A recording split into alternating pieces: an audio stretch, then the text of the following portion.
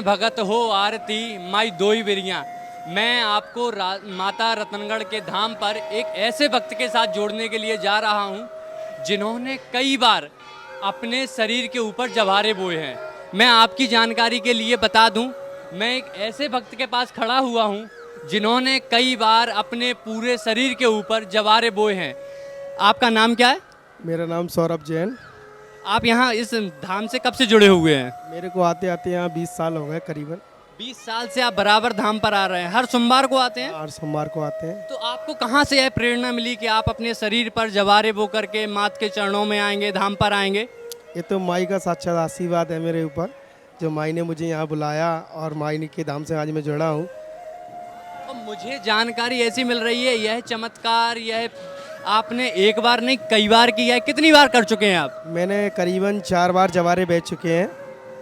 और मैं आपकी जानकारी के लिए बता दूं, जवारे ऐसे ही नहीं शरीर पे बो लिए जाते हैं, इसके लिए बहुत बड़ी तपस्या करनी पड़ती है, तप करना पड़ता है।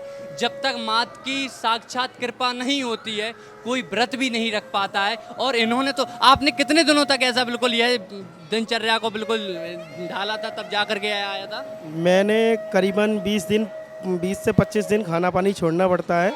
और मेरे को व्रत रहते रहते कम से कम 18 साल होगा निर्जल व्रत, अर्थात जल और भोजन दोनों त्याग देना, और 20 दिनों तक बिल्कुल भी अन्न का और जल का बिल्कुल भी सेवन नहीं करना होता है? नहीं। और उसके पश्चात माता के धाम पर आकर के जवारे सराए जाते हैं? हाँ, माता के धाम पे माता के सामने जवारे। तो क्या कोई आपको ऐसी प्रेरणा मिली, कोई ऐसा चमत्कार हुआ जिसके पश्चात आपको यह? नहीं, ये तो माई की कृपा है, माई बोलती है करवा लेती है।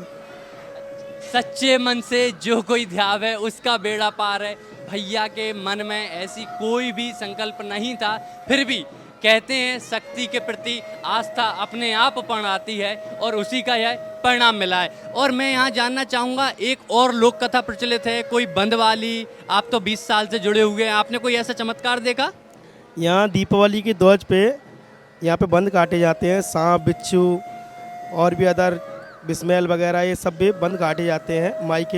माई की अखूट कृपा है, बाबा के यहाँ अटूट वो है, उनके बंद लगाने से कभी भी बंद लगा सकते हैं। दीपावली के ध्वज पे बंद कटते हैं। और सुना है जैसे ही वो सिंध नदी पर आते हैं तो मूर्छित हो जाते हैं, फिर जा कर के उनको यहाँ पे लाना पड़ता है, ये सत्य है? हाँ, ये माई के यहाँ पे जैसी नदी आप क्रॉस करेंगे अपने ऑटोमेटिकली आपको मूर्छित हो जाते हैं। उसके बाद यहाँ आते हैं, उसके बाद यहाँ ये मान लो माई की अटूट कृपा है, यहाँ मुर्दे भी जिंदा हो जाते हैं बस। वाह, मुर्दे भी जिंदा हो जाते हैं। और यह कथा सिर्फ व्यक्तियों पर ही निर्भर करती है या जानवरों पर भी करती है? जानवरों पे भी करती है, व्यक्तिगत भी करती है, सब पे करती है।